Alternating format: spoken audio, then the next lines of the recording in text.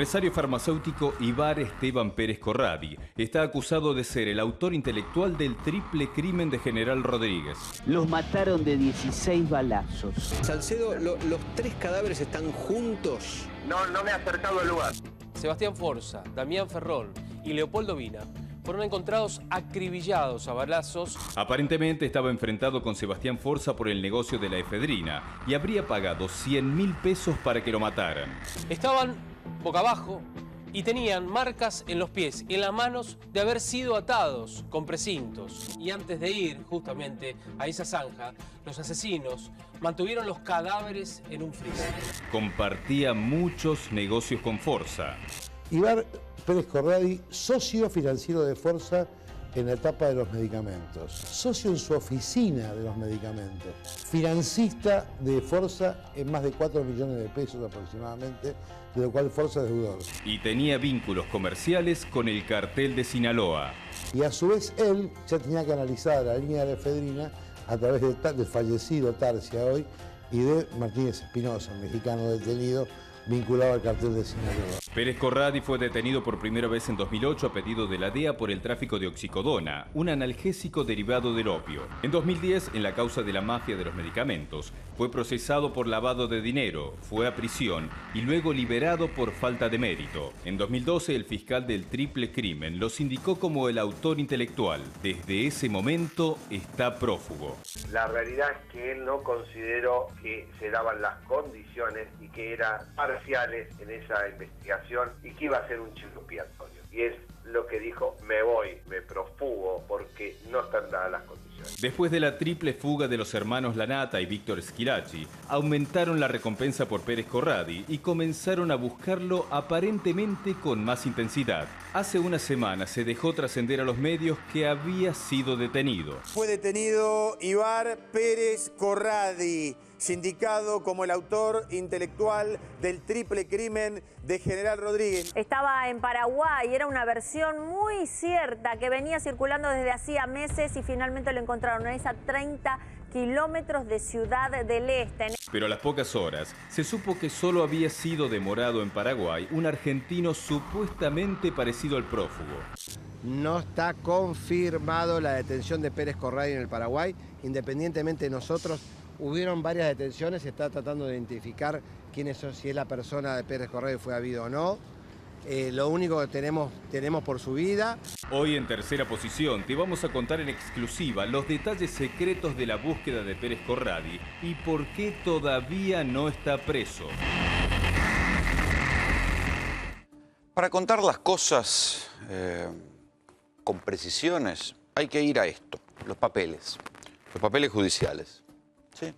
Yo hoy tuve acceso a 4 testimoniales, 4 partes de un expediente que muestran cómo se estuvo buscando a Ibar Pérez Corradi, lo mal que estuvieron buscando a Ibar Pérez Corradi. Y también tuve acceso al pedido de imputación gravísimo, que hace la jueza Servini de Cubría y el fiscal federal Soni contra un juez, contra otro juez de San Isidro por el allanamiento que hicieron a la casa de la ex esposa de Ibar Pérez Corradi. Un allanamiento que nosotros en su momento dijimos, qué raro esto, con la policía matándole los perros, ¿para qué se hizo? Bueno, también les voy a contar los detalles y la furia que tiene la jueza Servini de Cubría por cómo se hizo ese allanamiento y cómo van a terminar seguramente procesados un juez y 2 policías.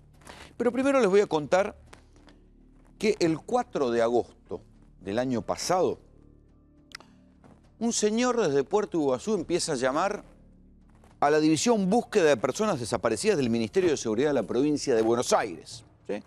Entonces de ahí le dice, no, mire, fíjate el tipo además con las ganas que llamaba. Llama desde Puerto Iguazú a la provincia de Buenos Aires. Dice, no, mire, tiene que llamar a la Fiscalía de Mercedes si quiere dar un dato sobre Pérez Corradi. No es que lo contiene, le dice, bueno, pásenos el dato. No, llame a la Fiscalía de Mercedes.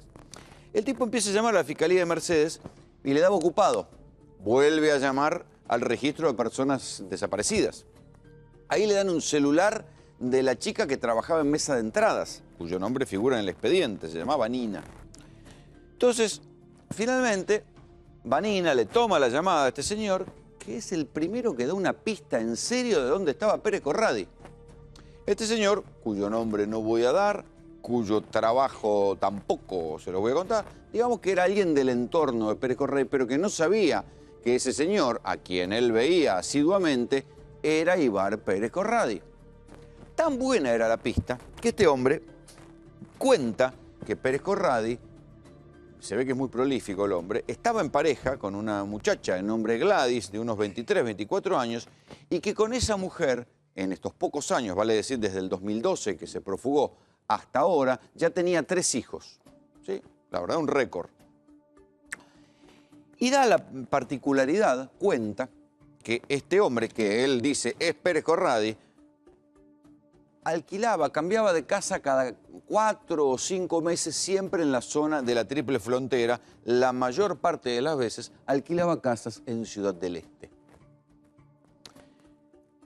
A partir de ahí se desencadena, el fiscal Vidone empieza a requerir a las fuerzas de seguridad. Requerir es la palabra cuando una autoridad judicial pide a los asistentes judiciales, vale decir, pide, en este caso a las fuerzas de seguridad, pide que trabajen. Entonces se comunica con Gendarmería al día siguiente y les dice que por favor vayan a verificar, vayan a hablar con este hombre, el mismo que había hablado por teléfono, a ver si existía. Lo ubican, hablan con él. El tipo les ratifica, sí, es Pérez Corradi, yo lo conozco, es el de la foto, el que mostraron por televisión, vive en estas casas, da las casas, muestra dónde vivía. Pasan los días y no prospera nada. Bueno, el 12 de agosto se recibe todo de regreso todas las actuaciones que había declarado este hombre con Gendarmería. Y una foto de Gladys, de la esposa o de la nueva pareja de Pérez Corradi. Y 3 planos o partes de un mapa donde aparecen indicados los domicilios de la pareja y sus hijos. O sea, más claro era ir a buscarlo. O sea, era ir a hablar con Interpol, ir y detenerlo en Paraguay. En Ciudad del Este, porque estaba del lado paraguayo. Bueno, pasan los días. Nadie lo detiene a Pérez Corradi. El 25 de agosto, no se entiende bien por qué, es decir, la Gendarmería no lo había, el fiscal no había viajado para allá, nadie había hecho nada, la Gendarmería no había hecho nada. El 25 de agosto, el mismo fiscal Vidone libra un oficio al director general de la AFI, de la Agencia Federal de Inteligencia, a Oscar Parrilli, y le dice que por favor colabore en la detención de Ibar Pérez Corradi. Fíjense el tiempo que ya pasó, habíamos arrancado el 4 de agosto, el tipo llama por teléfono para decir yo sé dónde está Pérez Corradi. El 25 de agosto, recién, después de que la Gendarmería no lo detuvo, o no lo encontró, o no se sabe, recordemos también que en la Triple Frontera, o en Argentina, Paraguay, Brasil, los agentes de inteligencia o los agentes de las fuerzas de seguridad pueden moverse y hacer tareas de inteligencia, pero no pueden llevar armas, ¿sí? O sea que la Gendarmería, los tipos que fueron a averiguar, podrían haber cruzado del otro lado y haber averiguado si era Pérez Corradi o no, haber hecho alguna tarea de inteligencia. No hay noticia de eso. El 25 de agosto de 2015, el Vidone le pide a Parrilli, ¿sí?, que ayude, que la AFI colabore en la búsqueda de Pérez Corradi. Pasa una semana más. El 3 de septiembre se presentan en el juzgado de Mercedes 2 agentes de la AFI, 2 agentes de inteligencia, y se van con todo el material para supuestamente capturar a Pérez Corradi. Nunca más volvieron. O sea, fíjense lo mal que se trabaja o la poca decisión que había para capturar a Pérez Corradi. La verdad que es un misterio. Todo esto figura en el juzgado del juez Ariel Lijo, producto de una denuncia que inicia Graciela Ocaña contra Sergio Berni, ¿sí? Hay que ver si pueden avanzar contra Sergio Berni como si Sergio Berni supiera de esto. Me parece que acá lo que hubo es un cortocircuito entre Gendarmería, la AFI, el fiscal Vidone. No se entiende muy bien qué fue lo que pasó. Este es el escrito que presenta el fiscal Vidone. Después el fiscal Vidone declara ante el juez Lijo, que insistimos, es el que está investigando, si hubo complicidad o mal desempeño de los deberes de funcionarios públicos de Berni a la hora de no buscar a Pérez Corradi.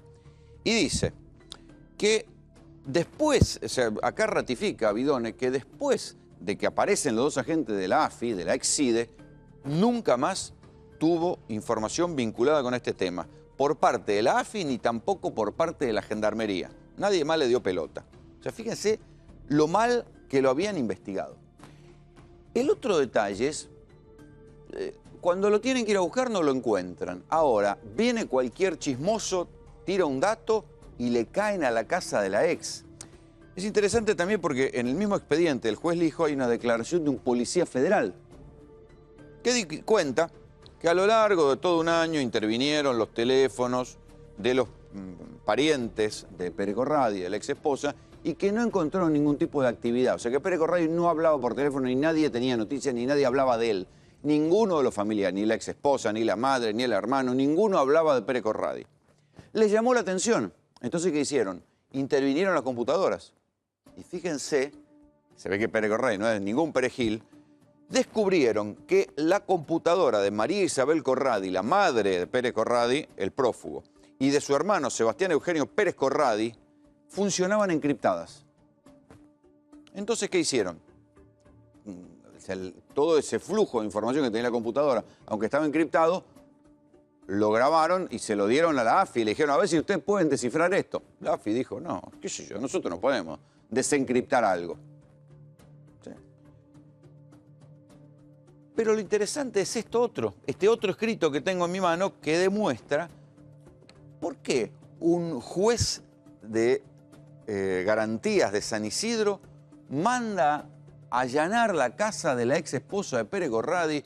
En el allanamiento matan los perros, se llevan una camioneta, se llevan computadoras, cuando hacía años que no había ningún vínculo probado entre esa mujer y Pérez Corradi. No se entiende. Tan irregular fue ese allanamiento que a todos nosotros nos llamó la atención que María Servini de Cubría, la jueza federal, que es la decana de los jueces federales por estos años, pidió el procesamiento del juez y de los dos policías. O sea, fíjense el nivel de gravedad, la cagada que se mandaron. Servini de Cubría pidió el procesamiento de los dos policías y del juez. ¿Sí? El fiscal Sony pide acción penal contra el señor Diego Martínez, juez a cargo del juzgado de garantías número 5 del departamento de San Isidro. El señor Federico González, o sea, el fiscal, ¿sí? A ver, recordemos que San Isidro es un departamento judicial muy particular y sobre todo lo que tenga que ver con narcotráfico. El fiscal general de San Isidro, Julio Novo, como yo les conté el año pasado, fue corrido, apartado, suspendido, sospechado de encubrir o direccionar a vía muerta buena parte de las causas por narcotráfico y narcotráfico pesado que había en el departamento de San Isidro. El doble crimen de Unicenter y una cantidad de todo lo que tenía que ver con el aeropuerto de San Fernando. Bueno, lo corrieron, ¿sí? Irá seguramente a juicio político. Bueno, parece que el fiscal, uno de los fiscales que quedó ahí a cargo, también hacen cosas raras, ¿no? Y van a tener que ir a responder en el juzgado federal. Lo mismo que dos policías. El comisario mayor que se desempeña como titular de la Coordinación Departamental de Investigaciones de San Isidro. O sea, un comisario fuerte. Sergio Fabián Rodríguez. Y Pablo Ignacio Machicote, comisario que se desempeña como jefe de operaciones de la Coordinación de la Departamental de Investigaciones. O sea, dos comisarios jefes, ¿sí? También van a terminar procesados por el allanamiento irregular porque no se entiende qué quisieron hacer. ¿Sí?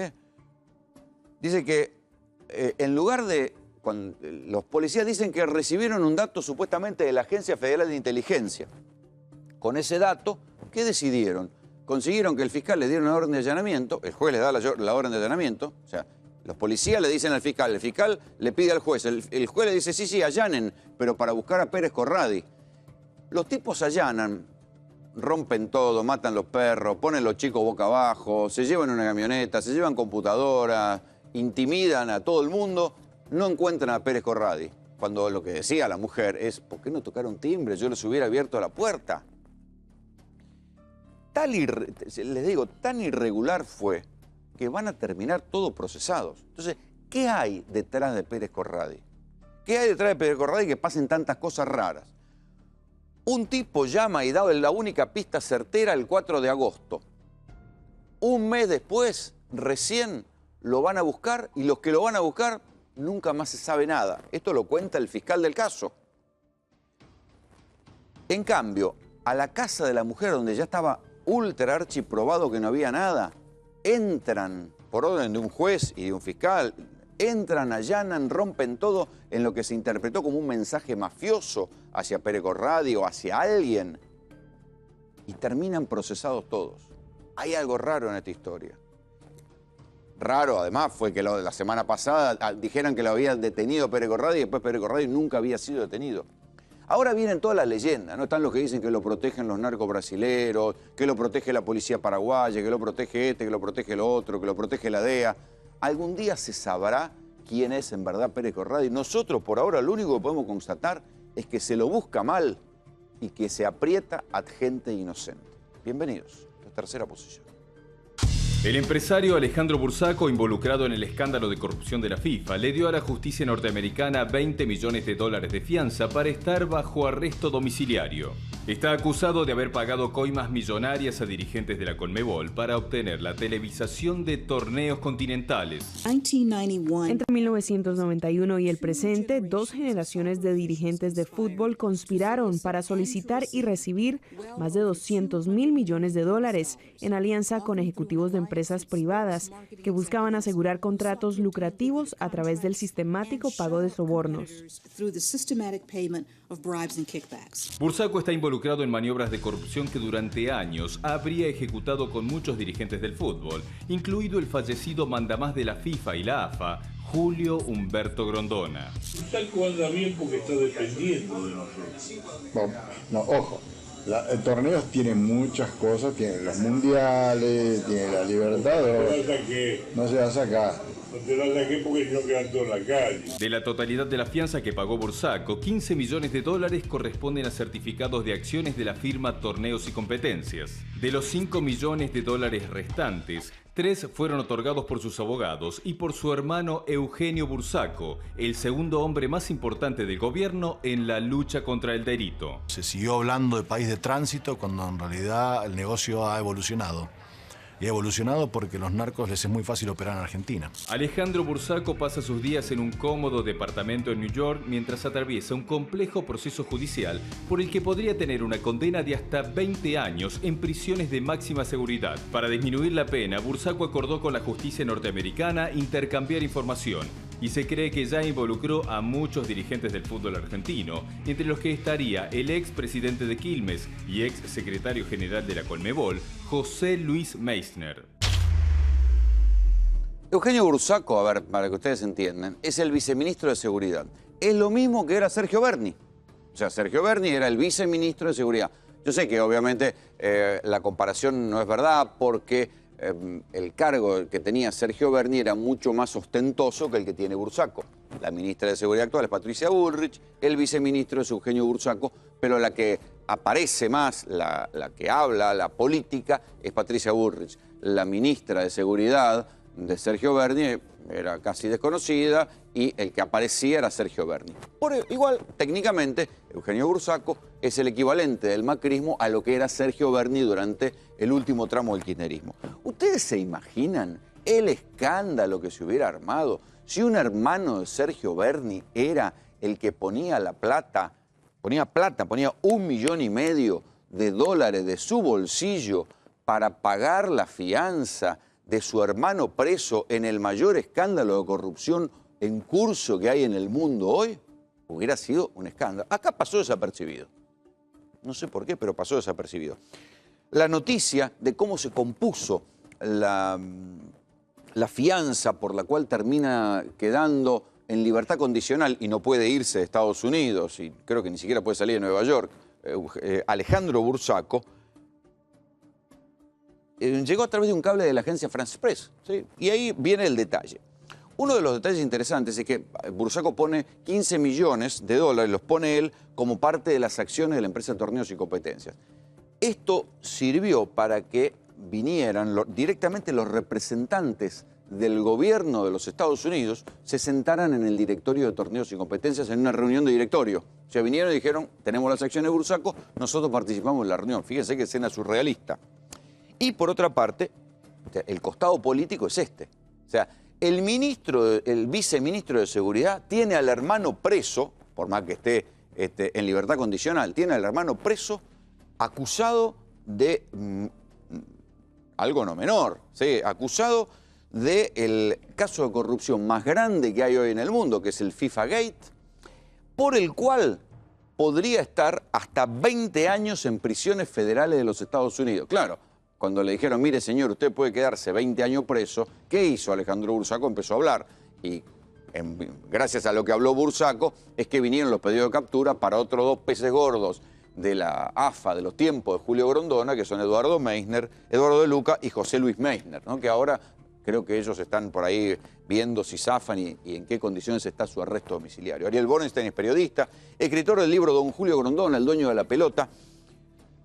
Es extraño, ¿no?, que haya un viceministro pagando la fianza de un tipo en escándalo de corrupción así, ¿no? Bueno, irónicamente se podría decir que además de hermano es un CEO, o sea que quieren proteger un CEO por si precisa recambio este gobierno, porque realmente es un escándalo, sobre todo cuando una de las tareas que tiene ahora Eugenio Bursaco es poner en pie este protocolo culpando, no sé, a los docentes que salgan a protestar porque no le alcanza la plata para paliar la devaluación. Yo no sé si será ético, no me parece estético, aunque sea, no queda bien, ¿viste? Decir que el viceministro de Seguridad, ¿con qué?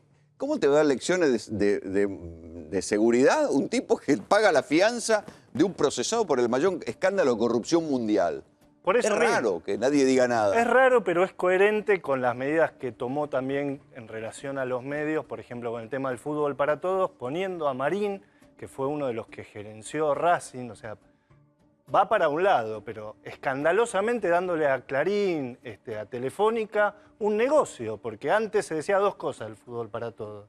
Que el Estado pagaba un vicio del pueblo argentino, que es ver fútbol, y al mismo tiempo que se usaba para hacer política. Ahora, por el 10% de lo que paga el Estado, le dio a los grandes medios, o sea, el Estado está subvencionando a Clarín, a Telefónica, las medidas van para un lado. Y en este caso, insisto, es escandaloso, porque en un país que hay la inflación que hay, que hubo la devaluación que hay, que le sacan retención a las mineras, a las patronales agrarias, y con tanta gente que tiene necesidad como mínimo de salir a plantear sus ideas, esta persona, que además millones de dólares, no 2 pesos de $1,5 millones. Que sea quien... ¿Cómo siguió el escándalo en Estados Unidos en los últimos meses? O sea, Bursaco siguió hablando, ¿qué más pasó? Todos los días hay novedades, o sea, a nivel general, Blatter ya está afuera, hay un camerunés en la FIFA en la transición, Platini está afuera, Rummenigge también tuvo una sanción por el tema del Mundial de Alemania del 2006,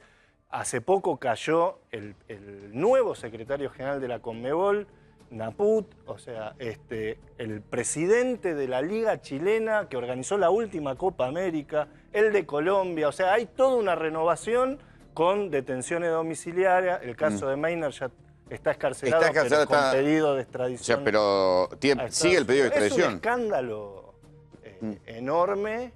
Y insisto, que un gobierno que plantea la transparencia, que es tan firme con algunos en la seguridad, tenga una actitud de impunidad tan abierta en un tema mundial, en un tema no, que pero está además la qué raro que nadie le pida alguna explicación al viceministro de Seguridad. Pues, Y realmente vos tocás el tema, pero yo hoy no lo vi como un tema de la agenda de los medios. Bueno, yo toco el tema porque hace años que venimos hablando de Grondona, digamos, y presentamos las cámaras ocultas, que eran el antecedente de la corrupción. Pero tenés para entrarle por donde quiera. Mundialmente por el fútbol, un tema que Macri sabe muy bien lo que significa la repercusión del fútbol. Desde Macri, ¿Cómo era la relación de Macri con Grondona? No, Macri con Grondona, que también habla bastante de Grondona. Macri quiso entrar al fútbol por la vía de privatizar el Club Deportivo Español de la mano de Francisco Ríos Seoane, un franquista. ¿Esa es la primera aparición de Macri en el fútbol? En el año 93, con el aval de Menem, va y se iban a llevar al Deportivo Español a Mar del Plata, con Menotti de gerente. Grondona, con su particularidad, dijo no, de ninguna manera, el fútbol, las bases, y abrió todo tipo de gerenciamiento en el que estaba él metido.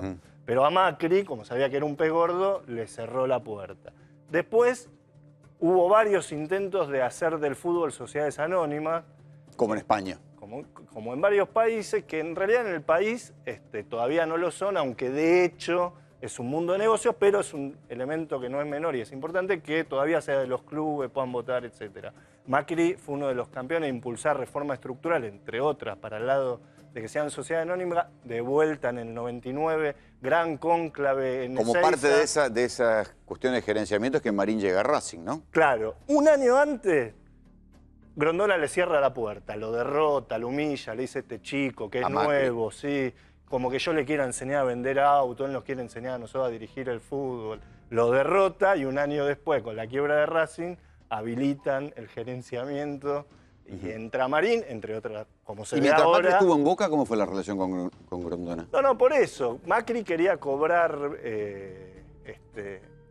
iniciativa y Grondona como hizo siempre. O sea, mientras no le disputara el poder, lo contenía. Cuando Macri iba más allá... Le aplicaba un correctivo. Efectivamente.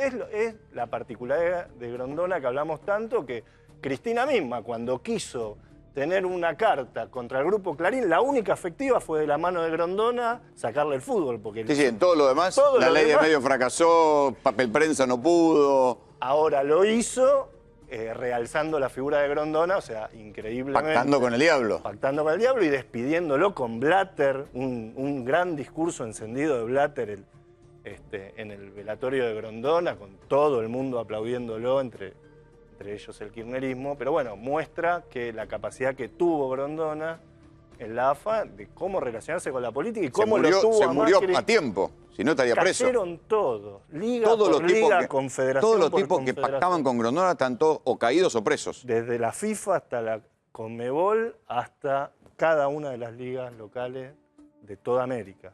¿Cuál es el interés que tiene Estados Unidos en el fútbol? ¿Por qué llevan adelante este juicio?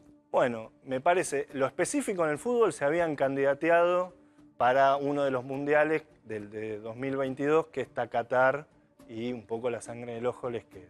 Amén de que ya en el 94 hicieron un mundial. Y después, por razones geopolíticas más generales, que bueno, que ellos quieren aparecer como una suerte de justicia global, entonces le vino el anillo al dedo, pasó la plata por ahí. Entraron y se metieron en el negocio más corrupto del mundo, que es el fútbol.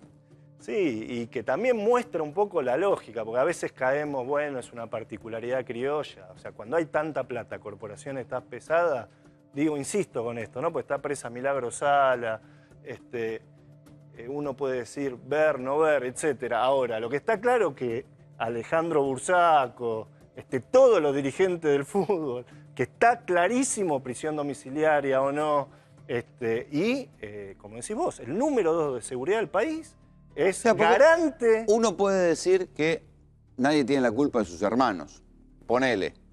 Pero en este caso él fue a pagar la fianza. Fue a poner. Después habría que preguntar de dónde sacó $1,5 millones más de dólares, digamos. Pero bueno, fue poner plata para el hermano preso por el escándalo de corrupción más grande del mundo. Claro.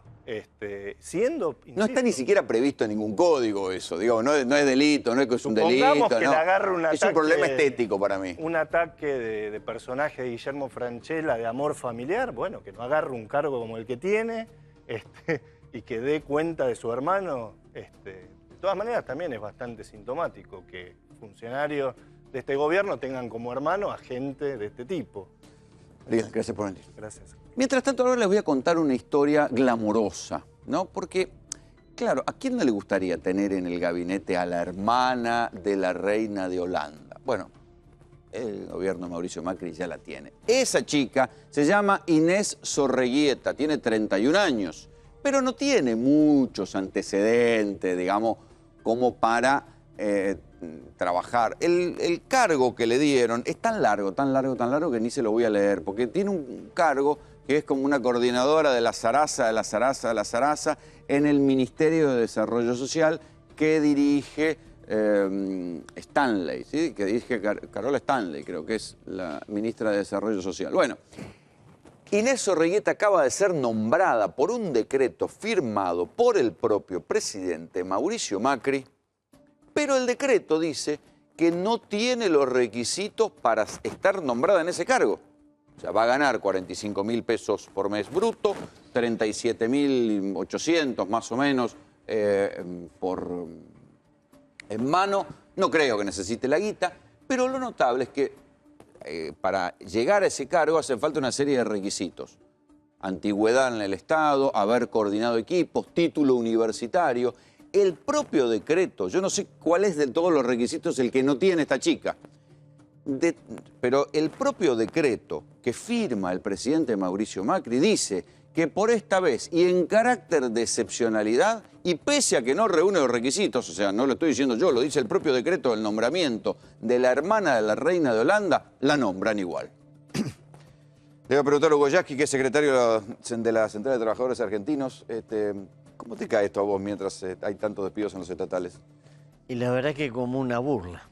Yo creo que este tipo de situaciones, cuando hay más de 25.000 despedidos en el Estado, cuando hay mucho despedido en el sector privado también, es una burla. Y creo que el gobierno está dando pasos que evidentemente generan irritación en muchas familias de la Argentina, en muchos incluso de los porque que votaron al a muchos de gobierno. los empleados estatales los están echando porque dicen que son ñoquis, que no están capacitados. Pero en este caso el propio decreto firmado por Macri dice, admite que no tiene los requisitos para estar, pero que con carácter de excepcionalidad la nombran. Obviamente la nombran porque es la hermana de la reina máxima.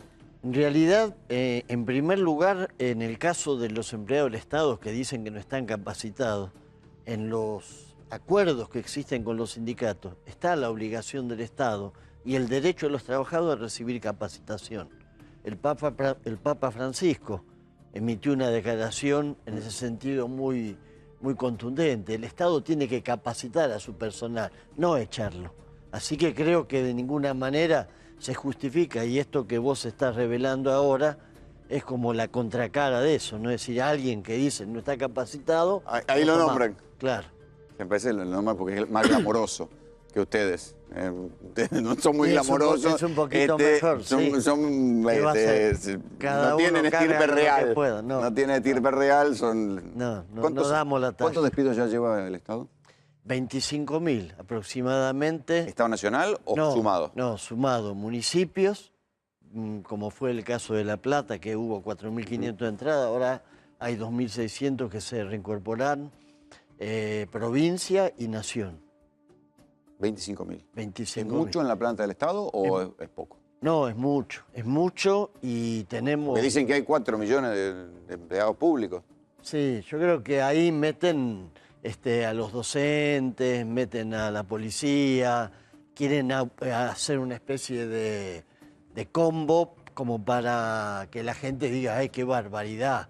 4,5 millones, pero si vos te pones a pensar en el porcentaje que tenemos, hoy lo escuchaba, el porcentaje de empleados públicos de la Argentina está un punto menos que el de Estados Unidos y Norteamérica, por ejemplo, en la proporción de habitantes. ¿Cómo están analizando los anuncios de Macri en materia de ganancias ustedes? Yo sé que los empleados estatales no están tocados, pero hay algunos... La mayoría no, pero sí. No, creemos que lo de ayer fue un parche más. No cambia absolutamente el problema que veníamos teniendo. Es decir, es un alivio que si hay paritarias con un techo del 25%, como quiere el gobierno, es decir, paritarias en la realidad total. Pero también el kirchnerismo decía que recomendaba poner un techo y después los sindicatos terminaban negociando lo que querían. Sí.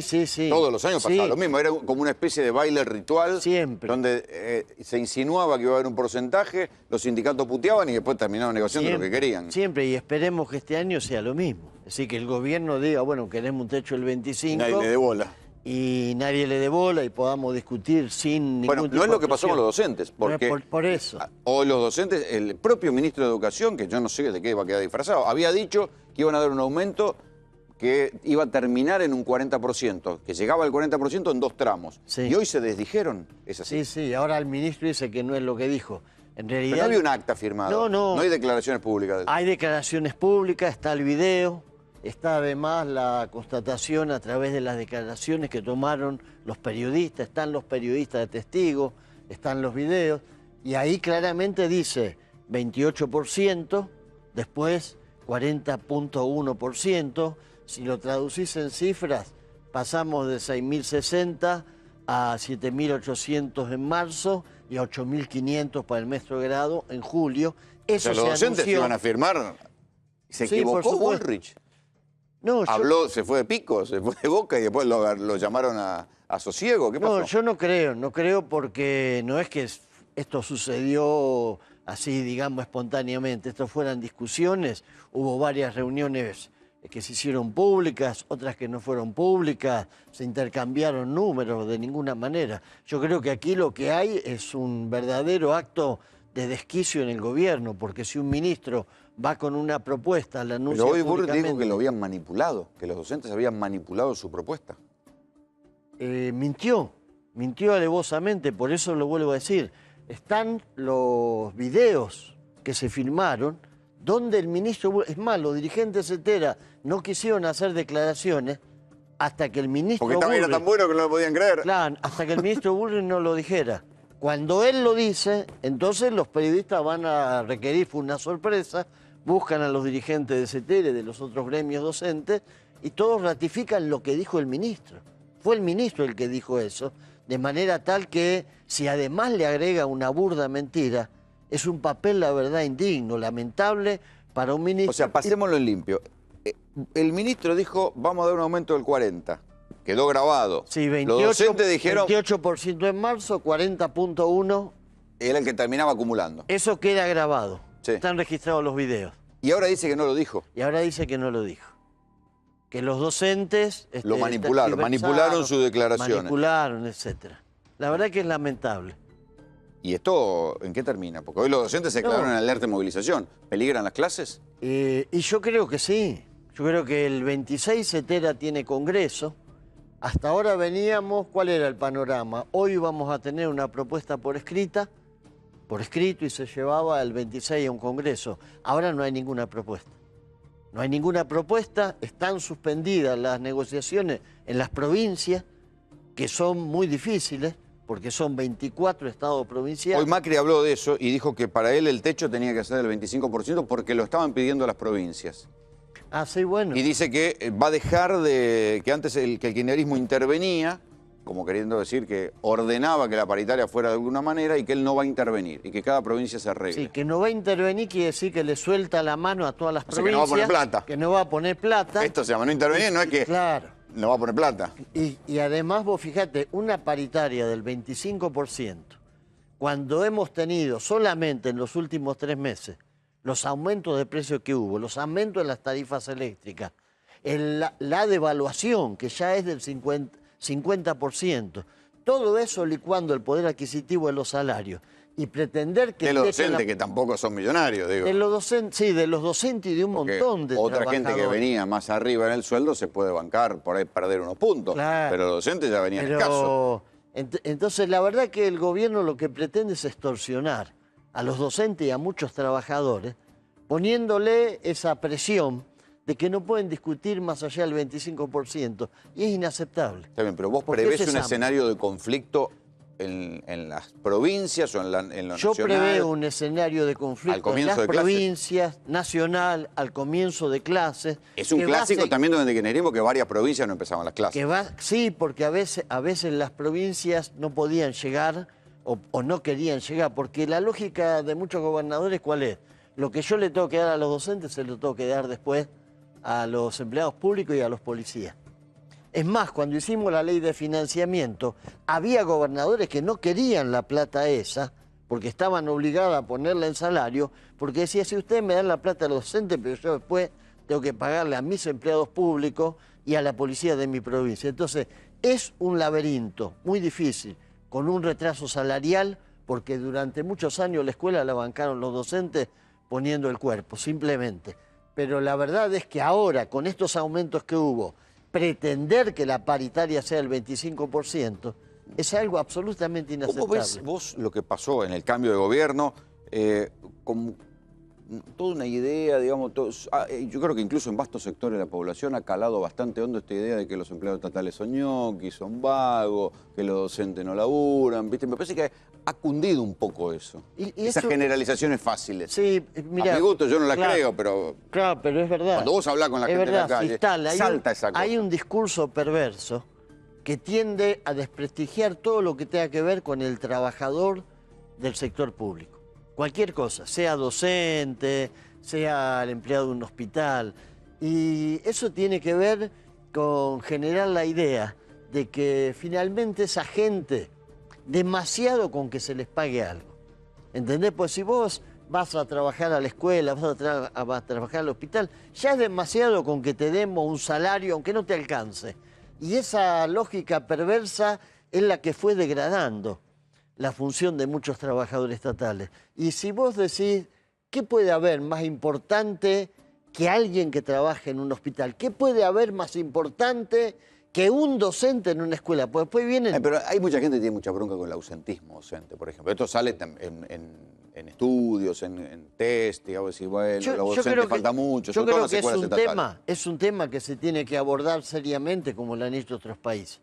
En la Argentina no existe, por ejemplo, ninguna institución pública que estudie los problemas de la salud profesional de los docentes.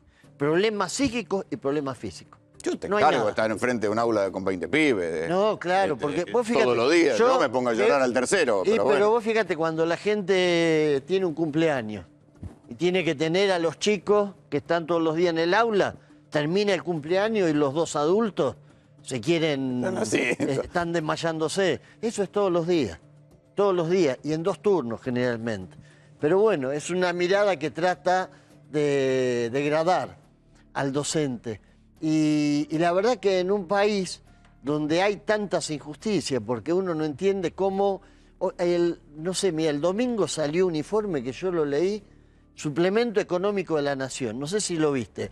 Los empresarios quieren el cono de silencio para poder hablar. Y estaba la foto de la gente 86. Y es un empresario que explica al periodista que en la última semana del gobierno de Cristina Kirchner, las 2 primeras de Macri, aumentaron el 35% los precios de los alimentos. Se ve que es un gerente de algún supermercado. Cuando el periodista le dice ¿por qué? Le dice la verdad que no había ningún motivo. Por la duda. Vimos la oportunidad, aumentamos. Entonces, en un país donde impunemente los empresarios hacen ese tipo de cosas, después venir a apretar a los docentes, porque estas son apretadas. Vos fijate, tuvimos en Cetera hoy en la conferencia de prensa 2 policías de civil metidos adentro.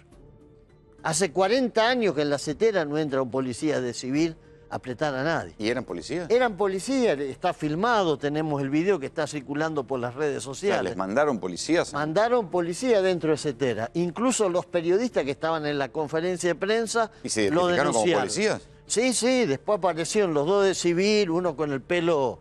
Vos los veis y decís, estos no son policías. Resulta que estaban después con los uniformados de la comisaría segunda, la misma que tuvo el incidente con Eve de Bonafini. Así que se ve que vos ahora... Vos que tenés muchos años de marchas, nueva... ¿cómo ves el protocolo antipiquete? Me parece una bestialidad. Digo, ustedes que no son de los más salvajes a la hora de hacer marcha, pero que tenés años de marchar en la calle. No, me parece una bestialidad, un retroceso enorme. Y no andan con palo ni capucha, pero bueno. Primero porque esa pretensión de que en 5 minutos desalojamos, ese tipo de cosas siempre terminó en situaciones más que lamentables, a veces trágicas. Segundo, no se especifica qué tipo de armamento pueden utilizar, es decir, que pueden llevar bala de plomo. Pueden llevar bala de plomo. Entonces me parece un retroceso enorme y me parece... ¿Te da miedo?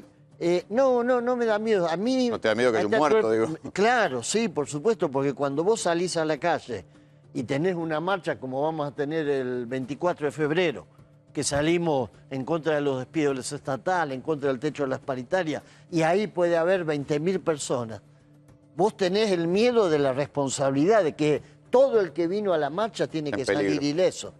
Ahora, cuando vos tenés este tipo de responsabilidad y esta provocación, yo viví la situación, por ejemplo, de Costequi y Santillán. Sí, claro. Cuando le quisieron mojar la oreja a un pueblo que estaba enardecido. Entonces, que sepan que con las políticas que están generando... Y le costó a la presidencia Duhalde. Le costó a la presidencia Duhalde. Pero tienen que tener conciencia de que la gente aguanta, hay mucha gente que votó este gobierno, muchos maestros que votaban este gobierno. Yo me imagino que esos maestros, si la paritaria llega a ser 25%, dentro de 4 o 5 meses... Porque además buena parte meses, de los que votaron a Macri votaron para que controle la inflación, que era el gran karma y la gran cosa que el kirchnerismo parecía que no entendía. El gran cambio era ese. Paraban la inflación, bajaba la inflación. Vos fijate, quieren bajar los salarios porque ellos dicen, cuanto menos plata tenga la gente, menos va a comprar, más bajan los precios. La famosa fórmula del enfriamiento de la economía. Sí, sí. Ahora, vos con eso, ayer tuvimos una reunión con pequeño y mediano empresarios y nos decían, dentro de 5 meses estamos todos fundidos. Dentro de 5 meses empezamos a echar gente. Y en este país el que genera empleo es la pequeña y mediana empresa. Es decir, que este esquema nos lleva a la caída de salario, la inflación que va a seguir subiendo y el empleo que va a desaparecer. Es decir, vamos a tener otra vez, porque ya lo tuvimos, inflación con recesión. Entonces me parece que este esquema de que venían a hacer un país normal es la normalidad de lo que quieren que en la Argentina haya 15 millones de gente en la pobreza y sin tener ninguna posibilidad. Me parece que no hay que aceptarlo. Gracias por venir. Gracias. Mientras tanto, hoy hubo un episodio, esos episodios que para nosotros son anunciados. Cambian los gobiernos y sin embargo la zona de Constitución siempre es un descontrol. La imagen de hoy fue la de un policía de la propia metropolitana que iba en su camioneta, lo encañonan y lo matan.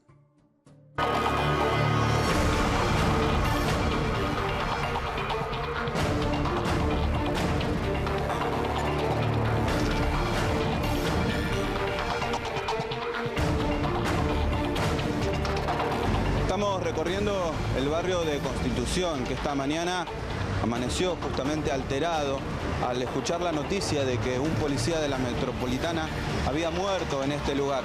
Por eso decidimos recorrerlo y ver cómo viven los vecinos en esta zona tan difícil de la ciudad de Buenos Aires. ¿Qué le dijeron que sucedió? No sé, que había un muerto, que había un efectivo de la metropolitana fallecido. ¿Todo ocurrió en la madrugada? Sí, que 6:45, por ahí.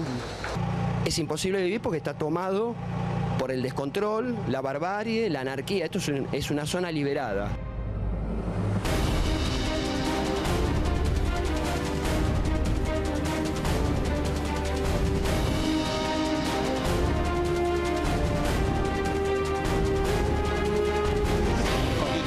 Al 1300, aquí propiamente en el barrio que lleva el mismo nombre que esta calle. Un lugar que los vecinos hablan es tierra de nadie, donde se vive con mucho temor.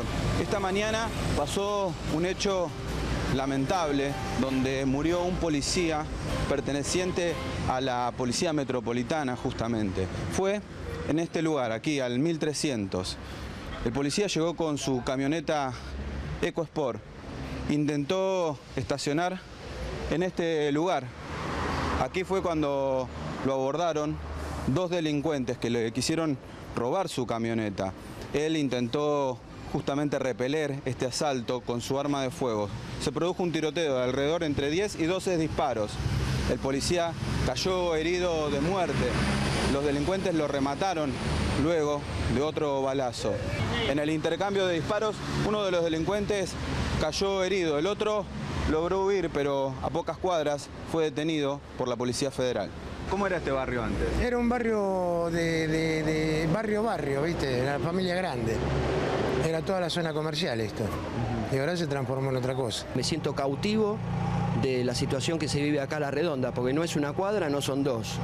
Es un perímetro, no lo tengo determinado, pero por lo menos son 5 manzanas a La Redonda, más o menos. ¿Vos ves todos estos mutantes, esos que andan todo con medio ciruja, todo así, ¿viste? Con esos cartones? Esos son los que andan rompiendo los huevos, porque venden paco por allá, por allá.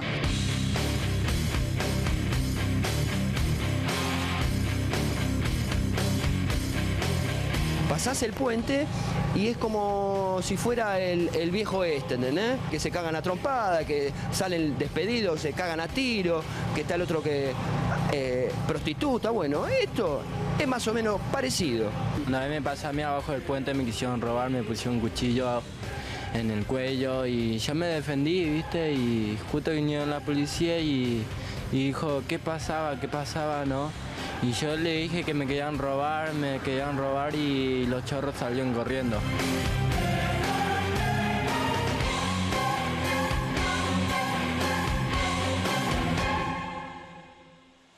Pobre gente la que vive acá, porque está encerrada, las propiedades no las pueden vender, cosa que me dijo la peluquera, que le saqué una foto a las nenas enrejadas atrás de la reja, 3 nenitas atrás de una reja. Imagínate que una nenita, un nene no lo puede dejar pasear en la vereda ni en pedo. Seguimos recorriendo esta zona de Constitución aquí. Hay algunos de los vecinos. Son muchos los testimonios que hablan de que este lugar es imposible vivir. Señora, la molesto un segundito. No tengo nada que ver si no me preguntan por nada. Pero ¿cómo se vive acá en la zona? Lindo. Como ven, lindo. Es irónico ese lindo. Bueno, señor, no molesto un segundito. No tengo ni idea, no soy de acá. No son de acá. No. Bueno, así reacciona la mayoría de la gente que vive por aquí, justamente con mucho miedo. Muchos no quieren hablar porque saben que después vienen las represalias de parte de los delincuentes. Constitución realmente es un lugar donde uno puede ver de todo, uno puede cruzarse justamente con todo tipo de situaciones, desde robos, venta de drogas. Es un lugar donde puede pasar cualquier cosa.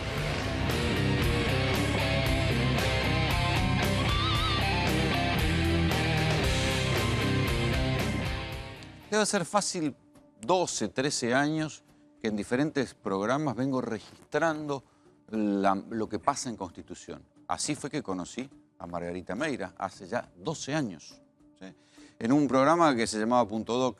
Y en un primer momento uno podía decir, bueno, lo que pasa en Constitución era producto de la crisis general del país, ¿sí? La degradación, la caída de la economía, producto de la caída de la convertibilidad, había generado fenómenos sociales de marginalidad, drogas, que nadie lograba bien entender qué pasaba. Después, con el tiempo, estos fenómenos fueron mutando y ya se convirtieron en negocios, en bandas protegidas. Entonces ahí aparece la disputa entre la Policía Metropolitana y la Policía Federal. Entonces la Policía Metropolitana mucho no se metía porque decía, estaba la Federal. Entonces siempre era más cómodo echarle la culpa a la Federal, a la Comisaría de Constitución, que creo es la 16. La 16. A la famosa Comisaría 16 de Constitución, que regenteaban los comisarios de la Federal y que siempre eran los que no veían las cosas que nosotros grabábamos con las cámaras. Había venta de paco, lugares de trata, y los policías nunca veían nada y te ponían cara de vaca y miraban para arriba y decían, no sabemos, no tenemos orden judicial. Esa es la otra, no tenemos orden judicial, sin orden del juez no podemos hacer nada. Mentira, mentira, todo mentira. Ahora las policías están unificadas, entonces ya no es que se pueden repartir, dice, una policía depende del gobierno nacional, la otra depende de la ciudad de Buenos Aires. No, ahora la Policía Federal, lo mismo que la Metropolitana, depende del gobierno de la ciudad de Buenos Aires, Horacio Rodríguez Larreta. Y la verdad es que el panorama en Constitución no ha cambiado. Yo recién conversaba con Margarita y le decía, es zona liberada, y vos me decías, es zona protegida. Es zona protegida, ¿Cómo es eso? exactamente. Y sí, es zona protegida. ¿Vos comprarías un departamento ahí en ese lugar, ahí donde ves estas cosas? Bueno, esto no sé si te acordás, esta zona donde estamos ahora, Palermo Hollywood, era más o menos lo mismo. Había venta de droga, había travesti, había... Sí, claro. Lo peor, bueno, con eso los precios bajaron y después algunos pocos compraron esta vivienda y hoy no se puede comprar acá. Si vas a Constitución, un departamento... Un lugar que está, ¿cuánto? ¿A 20 cuadras del centro? A 20 cuadras del centro. Vos querés comprar un departamento que está costando 180, 200 mil dólares y no lo podés vender en 100. No lo podés vender en 100, porque ¿quién va a comprar con esto? Es todos los días esto. Entonces, lo que están armando es un negocio millonario con Constitución, que se degrade, que se bajen los precios y después van a hacer como hicieron Puerto Madero y como está ahora San Telmo. En San Telmo te regalaban los negocios te decían, pagame el impuesto y la luz y usa el local. Ahora no puedes alquilar un local en San Telmo, está carísimo. Bueno, esto... ¿Vos pensás que hay un grado de especulación inmobiliaria detrás de estas cosas? Seguro, pero segurísimo. Sí, pero ¿cuántos años lleva ya esto? Y bueno, pero ahora ya estamos llegando, a ellos ya no les interesa nada, que se mueran. ¿Cuántas personas matan por semana, por día? No, a mí lo que me impresiona es las banditas esas que viven en las pensiones y nadie interviene en esas pensiones. ¿Cómo es esto? ¿Hay mucha casa tomada también? Muchísimas casas tomadas. Fíjate que el local... O sea, que las casas tomadas y las pensiones son los aguantaderos, digamos. El local de madres que nosotros tenemos de madre es una casa de un amigo mío que se muere y un matrimonio peruano, no sé, con papeles truchos, se hizo dueño del local y alquilaba carísimo. Cuando la gente me fue a pedir comida en el comedor, le dije, eso está tomado. Y así fue que lo echamos a los narcos y donde guardaban pibas para la trata... Bueno, en un pedacito del local estamos nosotros, pero la gente está viviendo ahora sin pagar, porque eso no tiene dueño, y así están tirando la zona abajo. Yo te invito a caminar Constitución después de las 6 de la tarde. En una manzana, en una cuadra, tenés cinco pibes vendiendo droga. Y eso entonces, está a la vista. policía dice que no lo sabe. Esa chica es de ahí, del pasaje, en el centro cultural la gente no quiere venir porque ¿quién camina en esa zona? Bueno, hace muchos años vos me llevaste a ese pasaje, creo que era Ciudadela, ¿eh? Ciudadela, el pasaje Ciudadela, donde hicimos unas cámaras tremendas sobre cómo había una pareja que vendía Paco en una pensión y era un desfile que uno no podía entenderlo. Si lo veías vos, lo grabábamos nosotros, la policía nunca lo vio, nunca hicieron nada. Vos fíjate, recién estabas diciendo que la hija de un asesino de la dictadura va a ocupar el cargo en el Ministerio de Desarrollo Social. Esa gente le tiene asco a los pobres. ¿Qué puede hacer ahí esta persona? Bursaco, que está acusado el hermano y es un ministro de Seguridad. El presidente, mi hija estuvo secuestrada en Champú y en Cocodrilo, Macri es socio de ese lugar. No, nunca se probó. Bueno, a mí me contó Lorena Martín, que es hija de Raúl Martín, que es, ella me dice, Macri es socio de mi papá, yo le traía la plata. Hasta ahora lo único que se sabe es que hay una foto de él en México con un gerente de shampoo. Sí, me lo dio y en la cancha de Boca no está el nombre de Raúl Martín, de shampoo. Raúl Conde, que es dueño de shampoo, y Macri en honor le puso, cuando se murió le puso un cartel. Y quedó Gabriel, que está fugado en México porque se le escapó una piba de 14. Entonces, si esta persona está manejando un país, y yo creo que se va a ir como se fue de la Rúa y como se fue Duhalde, porque esto no se aguanta más. ¿Qué habría que hacer en Constitución para terminar con esto? Y que la policía no sea socio de los narcos. Nosotros vemos como los narcos lo corren a la policía y le dicen, tomátela de acá. ¿Los narcos echan a la policía? Sí, echan a la policía. ¿Pueden haber matado a este policía por algo así?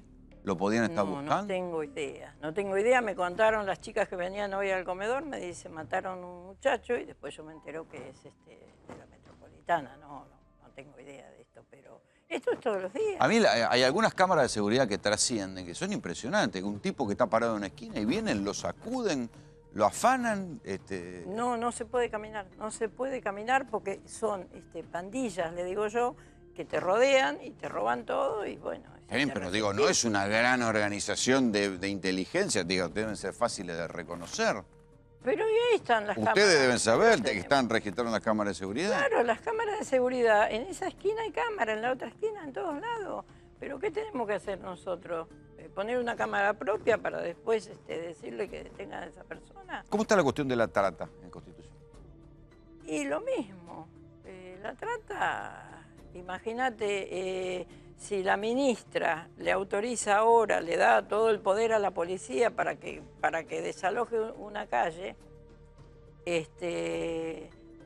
cuando nosotros estamos reclamando, buscando a nuestras hijas y estamos en la calle, ¿nos va a mandar la policía? No creo. Y yo creo que si le da ese poder a la policía, quiere decir que los prostíbulos tienen que estar cerrados, porque la policía va a poder entrar y rescatar a las pibas y cerrar el prostíbulo. Esperemos que hagan eso, porque... ¿Sigue habiendo tantos prostíbulos en Constitución como siempre? Sí, está lleno de prostíbulos. Ahí donde mataron a este chico, a 10 metros, 20 metros, hay prostíbulos. Hay 4, 5, 1, 2, 3, 4. Qué bárbaro. 4 Margarita, prostíbulos. muchas gracias por venir. Por favor. Así nos vamos. Esto fue En Tercera Posición. Buen fin de semana.